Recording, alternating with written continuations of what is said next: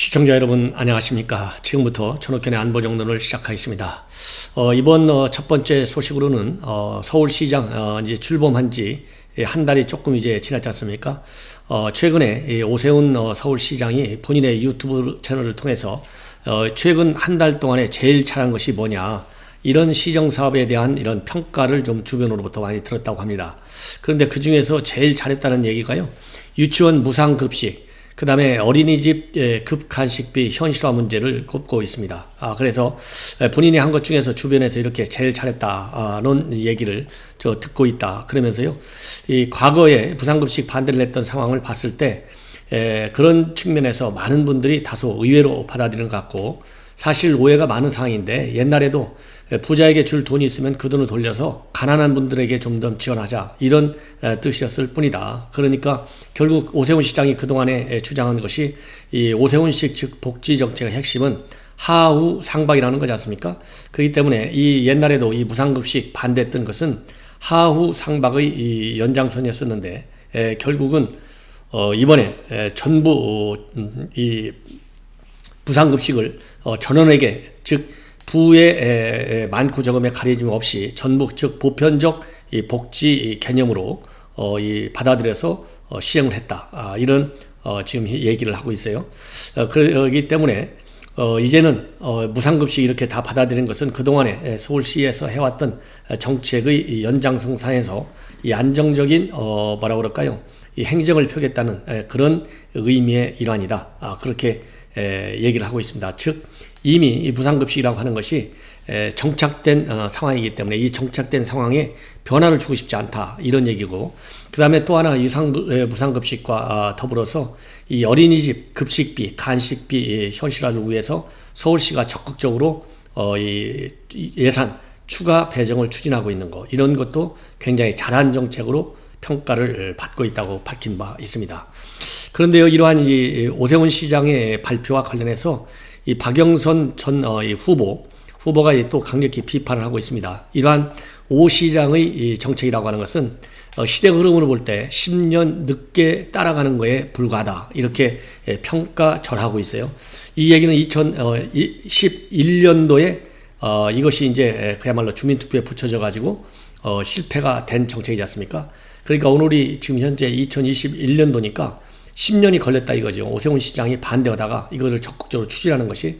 그래서 10년이나 지난 다음에야 오세훈 시장이 반성을 해서 이것을 지금 현재 추진하고 있는데, 이런 거는 굉장히 이 씁쓸한 그런 상황이다. 이렇게 지금 비판을 하면서 말이죠. 또 이 문재인 정권에 대해서도 또 비판을 하고 있어요. 그래서 이 내용, 이 페북에 글을 올렸는데 조금 자세하게 인용을 해드리도록 하겠습니다. 유치원 무상급식은 너무나 당연한데 오히려 늦은 정책이다. 그리고 지금 우리가 준비할 서울은, 또 이 대한민국은 코로나 이후에 우리를 지배할 디지털 세상에서 살아남기 위해서, 그리고 디지털 강국이 되는 그런 길을 위해서 준비를 해야 할 때다. 이런 입장을 밝히고 있어요. 그러면서 지금의 대한민국은 김대중 정부 때 깔았던 전국적으로 깔았던 초고속 인터넷망, 여러분들 뭐 다 기억하시죠? 그래서 이 IT 강국 강조한 분이 DJ 대통령입니다. 그거는 뭐 아주 잘한 거죠. 그 다음에 노무현 정부 때 뭘 했냐면 전자정부를 깔았어요. 이 전자정부 깔아서 이거는 뭐 유엔에서까지도 굉장히 호평을 받은 그런 정책으로 제가 기억을 하고 있습니다. 그 다음에 문재인 정부는 디지털 경제로 전환을 해야 되는데, 그러려면 디지털 강국으로의 기반을 물려줘야 된다, 후손들한테. 이렇게 촉구하고 나섰어요. 이러한 디지털 강국 촉구하고 나선 것은 사실 문재인 정권이 같은 민주당 정권인데 DJ나 노무현 정부에 비해서 그 과거에 민주당 정부가 깔아놨던 이러한 이 IT 강국의 기반을 과연 이제 디지털 강국으로 확대 발전시켜야 되는데, 문재인 정권은 이런 것이 굉장히 미흡하다, 이런 지적을 한 것으로 해석이 됩니다. 그래서 문재인 대통령과 관련해서 이 시장 때 내가 이 사실상은 친문 원조다, 이렇게까지 홍보에 나섰지 않습니까? 이제 그런 이 박영선 후보가 일단 서울시장에서 이제 패배를 하고 이제 재기를 해야 될 거 아니에요? 그러면 1년 후에, 1년 후네요. 내년 6월이니까 1년 후에 박영선이가 다시 또 나올 가능성도 배제할 수 없어요. 그렇기 때문에 지금부터 이제 문재인 정권과 차별화를 시도하는 제1성이 바로 디지털 강국 기반을 닦아야 되는데 뭐하고 있었느냐, 이런 것이 아닌가 하는 해석이 가능한 상황입니다. 그래서 그러면서 뭐라고 했냐면요, 이 시장 선거 실패에 대한 반성을 한마디로 표현하라고 누가 내게 묻는다면 혁신에 대한 게으름과 오만이었다, 이렇게 답하고 싶다고 그러면서 지금 이제 우리가 해야 할 일은 익숙한 것과의 결별을 자연스럽게 연착륙시키면서 익숙한 것에서 어떻게 더 혁신하느냐에 달려있다, 이 얘기를 하고 있거든요.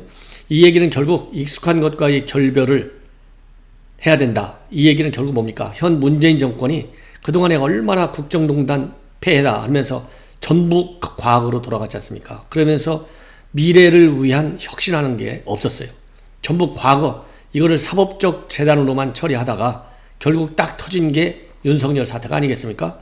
이제 이런 거 그만해야 된다. 앞으로 미래 비전에 집중을 해야 된다. 이것이 어떻게 혁신하느냐의 문제다. 이런 말로 지금 표현해 냈다고 생각하는데, 이걸 보더라도 역시 박영선 전 장관의 경우에는 결국 이 언론인 출신이잖아요. 기자 출신이잖아요. 역시 그 워딩, 즉 표현의 기술에 있어서 상당히 발전됐다. 기존의 민주당 인사들과는 다르다. 상당히 우회적이지만 사실상 내용상으로 보면 말이죠, 문재인 정권에 대한 아픈 지적이다. 그런 생각이 듭니다. 자, 다음은요, 지금 현재 야권과 관련된 말씀을 드리고 싶습니다. 최근에 지금 이거는 중앙일보에서 보도하고 있는 내용인데요. 이 동파리 모임이라는 것이 이제 언론에 회자되기 시작했다고 생각이 되는데, 이 동파리라는 말은 여러분들 못 들어보셨죠? 근데 똥파리, 이건 제가 뭐 막말하는 게 아닙니다. 시청자 여러분들 혹시라도 말이죠, 혼란을 겪지 않기를 바랍니다. 동파리라는 말은 못 들어봤지만은 똥파리라는 말은 많이 들어봤어요. 그러면 이 똥파리라는 말은 어디서 지금 왜 유행하고 있느냐? 조혜진 의원의 일정표에 서울대 똥파리 모임들, 이런 얘기가 있다고 합니다. 이건 무슨 얘기냐면요, 파리학번, 서울대학교 파리학번들 중에서 이 정계에서 잘 나가는 사람들, 인기가 있는 사람들의 이 모임이 결국 똥파리 모임이라고 그래요. 왜 그러면 이 똥파리냐? 이 파리학번이라는 공통점이 있어요. 파리학번, 숫자로 8이니까 이거를 이 한국말로 옮기면 파리잖아요. 근데 그래서 이 동기들 모임, 그 동파리 그랬는데, 이게 결국 이제 언론에 보도되면서 동파리가 차라리 조혜진 의원 입장에서는 이거를 똥파리라고 적기가 뭐해서 자기 일정표에 동파리라고 적었다, 모임이라고 적었다. 이래서 이것이 이제 똥파리라는 별명으로 지금 잘 나가는 서울대 파리학번 동기들 얘기가 이제 기사거리가 되고 있어요. 일일이 몇 명 예를 들자면, 여러분들 잘 아시는 나경원, 이번에 이제 여의도에 전에 시장 후보일 때 썼던 사무실을 다시 임차를 해서 이번 주부터 이제 본격적으로 출마도 선언하고 대표 경선에 뛰어들 그런 채비를 다 마쳤다, 이렇게 알려져 있고요. 그 다음에 원희룡 제주지사, 마찬가지로 파리학번 나경원과 동기입니다. 그래서 이미 원희룡 이 지사의 경우에는 지금 대선 출마를 선언한 상황이에요. 그 다음에 조혜진 의원의 경우에는 당 대표 출마를 이미 선언한 사람입니다. 그런데 이런 분들이 굉장히 가깝게 지금 현재 대한민국 정계를 주도하고 있다, 이렇게 봐도 과언이 아니잖아요. 근데 학교 다닐 때는 나경원 이 국제법 학회 활동을 했는데 굉장히 공부만 열심히 잘하는 그런 모범적인 학생이었다. 그리고 원희룡 지사는 당시에 인천 숟가락 공장에 들어가서 이 노동운동까지도 할 정도로 이 상당히 좀 뭐라 그럴까요? 이 운동권적 기질을 가지고 있었고, 이 조혜진 의원의 경우에는요, 이 초등학교 때 구두 닦기 할 정도의 형편이 굉장히 어려웠지만은 공부를 잘해가지고 결국 지금 의원, 삼선 의원까지 된 그런 분이죠. 그래서 이분들 굉장히 지금 유명하지 않습니까? 한 사람 한 사람이. 그 다음에는 이 경제학 전공한 사람들 중에서는 강석군과 이혜원, 그리고 인류학을 전공한 신성범, 이런 사람들이 함께 모이는 모임이 이 동파리 모임이다. 그래서 이 사람들이 이제는 결국은 이제 대선 후보로까지 지금, 그리고 당 대표, 뭐 이제 당선이 될지 안 될지 지켜봐야 되겠습니다만은 당 대표 자리까지 지금 이제 다 노리면서 뛰고 있지 않습니까? 그래서 이 모임이 상당히 이제 언론에 많이 보도되고 있는 것으로 그렇게 지금 현재 알려지고 있어요. 다만 이 동파리 모임들 이 대선 주자로서는 이제 밖에서 유승민, 윤석열이 있고요. 그 다음에 대표 선거와 관련해서는 주호영이나 김웅 이런 이 경쟁자들이 있기 때문에 과연 이 사람들을 어느 정도 어떻게 넘어갈 것이냐에 따라서 대선 이런 티켓을 실제로 거머쥐게 될지 또 대표 티켓을 실제로 딱 확보하게 될지 좀 지켜봐야 되겠다는 그런 말씀을 드립니다. 자, 다음으로는요, 뭐 서울대 파리학번 이 동파리 모임은 아니지만 요즘 우리 언론에 많이 보도되는 분이 김영환 전 의원이에요. 이 김영환 전 의원은 민주 유공자, 즉 5.18 광주사태 유공자증을 받은 그런 유공자입니다. 그런데 최근 들어서 이런 유공자에 대해서 지나친 특혜가 되는 거, 이거는 좋지 않다, 맞지 않다, 국민들 눈높이에 맞지 않다, 이거를 반납했어요. 그러면서 이제 우리 언론에 집중적으로 보도되기 시작하고 있고요. 그 다음에 문재인 정권의 실정을 굉장히 날카롭게 촌평살인을 한 논평 아주 잘하는 분이죠. 그래서 이 김영환 의원이 그런 분인데, 김영환 의원이 또 하나 이 탈원전 정책과 관련해서 문재인 정권의 강력한 비판의 이 SNS 활동에 나섰습니다. 한마디로 얘기해서요, 탈원전 정책은 미친 정책이고 망국의 길로 이끄는 잘못된 정책이다. 그리고 최근에 송영길 지금 현재 민주당 대표가 청와대 간담회에서 문재인 대통령한테 제대로 탈원전하라 이렇게 직격탄을 가야 되는데 그 말을 하지 못하고 겨우 한다는 것이 이 소규모 소형 원자로 분야라도 좀 다시 활성화시키자 이런 얘기를 했는데 정말 안타깝다. 이런 취지로 이 비판을 글을 내놓고 있어요. 그래서 이 비판의 그 핵심, 이 대한민국 미래 먹거리를 위해서 반드시 탈원전 다시 원위치시켜야 되겠다. 그러면서 이 국내에서는 탈원전 하면서 어떻게 해외에서 세일을 하려고 하느냐, 이거 말이나 되냐, 그렇게 주장을 하고 있고요. 그러면 왜 이 탈원전 정책 빨리 스톱을 해야 되느냐, 중단을 시켜야 되느냐, 원전을 다시 우리가 미래 먹거리로 키워야 되는 이유 세 가지를 들고 있어요. 하나는 2050년까지 온실가스를 줄이고 탄소 제로를 달성하기 위해서는 원전 없이는 불가능하다는 점. 이거 우리 시청자 여러분들 많이 공감하시는 부분이죠. 두 번째로는 지금 현재 전 세계가 수소에너지 경쟁 중에 있는데 그린 수소를 얻기 위해서는 이 소형 원자로 사업이 절대적으로 필요하다는 것입니다. 참고적으로 이 소형 원자로의 경우에는요, 이 전기 출력이 300메가와트 이하 전력을 생산하고 이 현장 조립이 가능한 소규모 원자로가 이 SMR 소형 모듈 원자로에 해당됩니다. 그래서 이 SMR 사업을 적극적으로 추진해야 된다는 겁니다. 그 다음에 세 번째로는요, 지금 현재 우리 대한민국의 기술, 이 핵 폐기물 처리 기술이 지금 파일로 프로세싱 기술 상당히 축적하고 있습니다. 굉장히 진전이 많이 되고 있어요. 이 파일로 프로세싱은 고준위 핵 폐기물 처리에 있어서의 굉장히 첨단 이 기술로 알려져 있어요. 그래서 이러한 이 파일로 프로세싱 기술에 대해서 큰 우리가 이 진전을 이루고 있는데, 이러한 난관이 제거되고 핵주기가 비로소 이제 완성이 되는데, 우리 지금 원자력 산업이 바로 핵주기까지 완성되는 그런 단계에 와 있다는 것이죠. 이 세 가지 측면에서 원전 사업 계속 다시 추진해야 된다. 이런 주장을 하고 있습니다. 그러면서 탈원전이라는 미친 정책으로 세계 1위 한국형 원전의 생태계가 밑둥부터 허물어졌고 세계의 흐름을 잘못 잇고 세구의 길로 감으로써 망국의 한을 남긴 조상들의 길을 따라가고 있다. 이 정도로 아주 세게 비판하고 있습니다. 그러면서 이렇게 탈원전 정책을 나오게 된 원전 정책이 나오게 된 것은 정치권의 무지의 용기, 그리고 대통령의 오기의 정치가 만든 대참사다. 이런 대참사의 폐해는 우리 후손들에게 엄청난 대가로 남아서 젊은이들에게 무거운 짐을 지우게 된다. 그래서 반드시 탈원전 정책을 철회시켜야 되는데요. 송영길 대표가 탈원전 정책을 철회해야 된다. 이런 말을 제대로 하지 못하고 겨우 소형 모듈 원자로나 좀 다시 허용해달라라는 말조차 간신간신히 한 거 정말 안타깝다. 이런 비판을 지금 내놓고 있습니다. 이러한 이 김영환 의원의 비판의 글을 청와대가 정말 제대로 얼마나 심각하게 받아들일지 정말 걱정이 됩니다. 왜냐하면 이거는 이 탈원전 정책이라고 하는 것은 이념을 떠나서 말이죠. 대한민국의 미래의 말하자면 지금 현재 우리가 이 국민소득 3만 불에 딱 정체되어 있잖아요. 5만 불로 끌어올릴 수 있는 먹거리 산업 중에 중요한 사업이에요. 그럼에도 불구하고 이러한 사업을 스스로 영화 한 편 보고 나서 없애자? 이게 말이나 되는 겁니까? 예.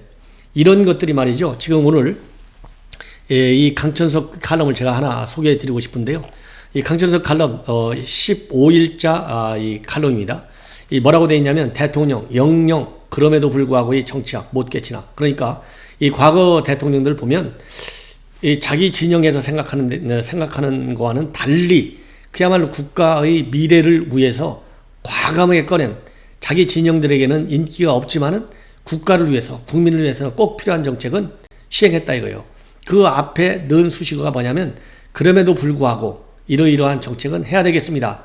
이렇게 솔직하게 용기를 내는 대통령들이 있었다는 겁니다. 그런데 문재인 대통령은 그럼에도 불구하고 이러한 이 정치학 레토릭을 전혀 쓰지 못하고 오로지 이념과 자기 진영 정치에만 매몰돼서 나라를 실패한 나라로 지금 끌고 가고 있는 거, 이거 잘못됐다는 것이죠. 이런 결단력이 문재인 대통령에는 없다. 그래서 남은 1년 동안 그럼에도 불구하고 이러이러한 정책, 탈원전 정책을 없애겠습니다. 이런 얘기를 해야 되는데요. 이걸 못하고 있다는 겁니다. 이런 거를 아주 냉철하게 비판하고 있어요. 그래서 이 비판의 칼럼, 이런 내용을 여러분들께 조금만 소개해 드리겠습니다. 대통령은 항상 그럼에도 불구하고라는 생각과 자세를 갖춰라. 대통령의 성패는 언제 어떤 상황에서 얼마나 적절하게 그럼에도 불구하고를 사용해 잘못된 정책을 벌일 수 있느냐에 달려있다. 문 대통령 전임자들은 대부분 과거의 잘못된 정책을 벌이는 정책 전환을 결단함으로써 큰 업적을 남겼다는 겁니다. 그 예컨대 이 박정희 대통령도 수입 대체 산업 육성을 경제 정책의 제1로 내세워서 결국 그럼에도 불구하고 이 본래의 진보 좌파적 사고에서 벗어나서 수출주도 경제로 정책을 전환하고 했다. 이렇게 얘기하고 있고요. 그 다음에 김대중 대통령도 한일 국교 정상회의에 그렇게 반대를 했지만은 그럼에도 불구하고 이런 정책 전환의 결단을 통해서 한일 대중문화 상호개방이라고 하는 정책을 결단하고 지지재석을 적극적으로 대통령이 나서서 설득했다는 겁니다. 그렇기 때문에 K라는 글자를 단 한국의 대중음악과 영화산업이 세계 주류로 진입하게 됐다. 이렇게 평가를 하고 있어요. 그 다음에는 노무현 대통령 마찬가지입니다. 그럼에도 불구하고 라는 이 결단을 함으로써 한미 FTA 체결을 주도하고 그리고 제주의 강정 해군기지를 건설한 거, 이것도 그럼에도 불구하고의 이런 처방을 내렸다는 겁니다. 다만 문제는 뭐냐? 그럼에도 불구하고 하는 하나의 극약 처방이기 때문에 적시에 소량을 사용해야지 이걸 너무 자주 쓰면 나라가 뒤집힌다. 당연하잖아요. 이 조국 같은 경우도 마찬가지예요. 그럼에도 불구하고 이렇게 해서 많이 내 정권 창출에 기여를 했지만은 이 장관에 임명하지 않았어야 되는데 이거를 역으로 써먹어가지고 장관을 임명해갖고 결국 나라를 망치겠다. 이런 지금 비판을 하고 있어요. 그러면서 또 대통령은 탄소 중립 선언에 호응한다면서도 석탄 발전소 조기 폐쇄만 언급하고 원전 폐쇄는 은근슬쩍 말없이 뭉개고 지나갔어요. 이건 정직하지 못한 것이고 이 대목에서 그럼에도 불구라고 하는 약을 삼켜가서 원전 폐쇄라는 잘못된 정책의 족쇄를 풀어야 했는데 이걸 못했다는 겁니다. 그러면서 남은 임기 1년은 짧다고 하면 짧고 길다고 하면 긴 시간이 결국 아니다. 권력 분립을 허물고 소득주도 통장을 없애고 북한에 대한 미련과 집착도 버리고 한미동맹과 한중 관계 사이에 비중 설정이 지금 현재 혼선되어 있는데 이런 것도 빨리 버려야 된다. 그래서 대통령은 영영 그럼에도 불구하고의 정치학을 이대로 가면은 못 깨칠 것 같다. 그래서 결국은 어떻게 되느냐? 내년 3월 9일 날 심판을 받을 것 같다라는 예언을 하는 것 같아요. 이게 강천석 칼럼의 주제입니다. 여러분들 어떻습니까? 상당히 마음에 많이 와닿지 않습니까? 예. 그래서 제가 여러분들께 소개해 드렸어요. 그 그 다음에는요, 지금 현재 민주당이 본격적으로 내년 대선을 앞두고 이 본격적으로 매표 전략에 지금 매진하고 있다. 예, 민주당발 매표 전략. 이번에 성공하겠느냐? 성공하기 어렵다는 겁니다. 이것이 이제 동아일보의 이종훈의 정설에서 나오고 있는 칼럼의 핵심입니다.